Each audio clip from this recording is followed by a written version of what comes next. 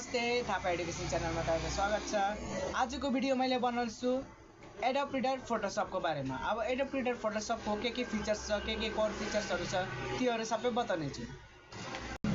Photoshop.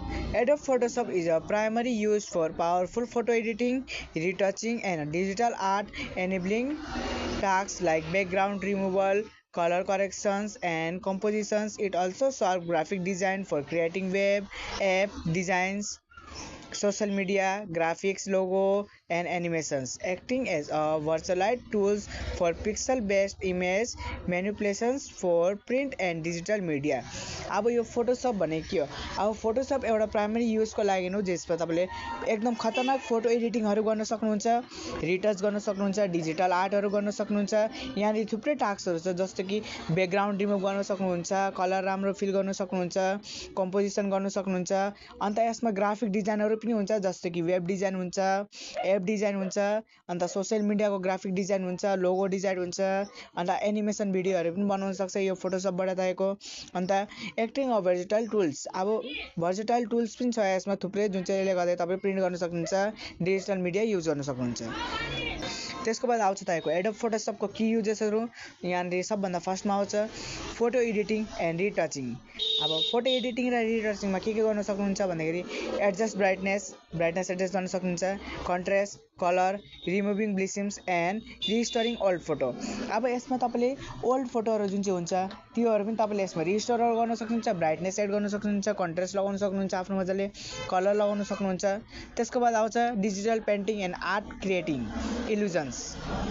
अब यसमा के आउँछ भन्दाखेरि creating illusions, digital paintings and concept art with customisable brushes. अब यसमा तपाईको हिसाबले कस्टमाइजेबल ब्रसहरु हुन्छ, थुप्रै टाइपको ब्रसहरु हुन्छ। त्यो ब्रसबाट तपाईले यहाँ डिजिटल पेन्टिङ गर्न सक्नुहुन्छ, आर्ट बनाउन सक्नुहुन्छ, अन्त इल्युजन्सहरु बनाउन सक्नुहुन्छ।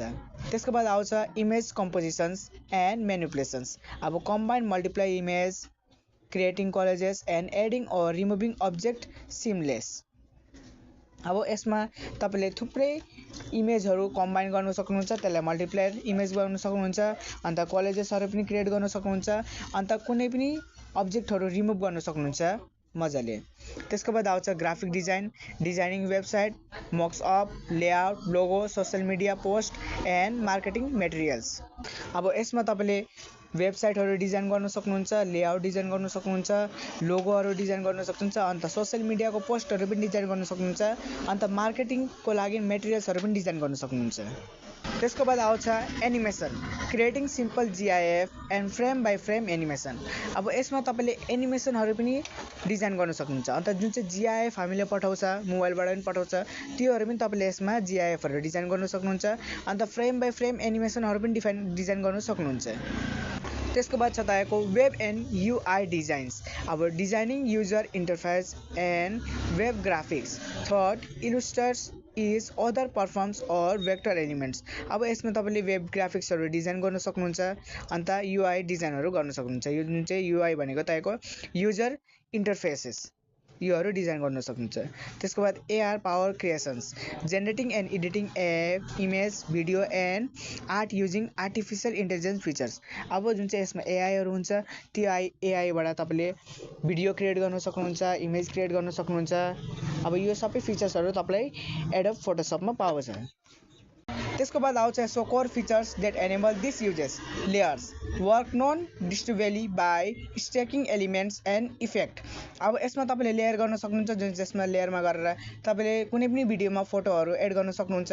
त्यसको बाद आउँछ selection tools, precisely select and isolated parts of an image like cutting out subject. अब यसमा तपाईले सेलेक्सन टुल पाउनुहुन्छ, त्योबाट तपाईलाई जुन चाहिँ पार्ट मन परेन त्यो काटेर तपाईले निकाल्न पनि सक्नुहुन्छ।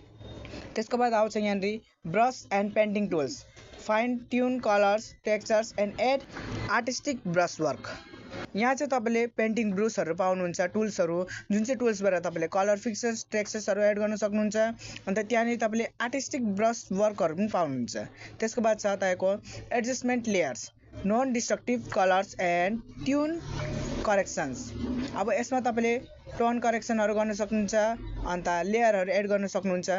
त्यसको बाद आउँछ filters and effect, apply creative filters and complex visual effect. अब यहाँनिर तपाईँले कुनै पनि फिल्टर्स इफेक्टहरू लगाउन सक्नुहुन्छ।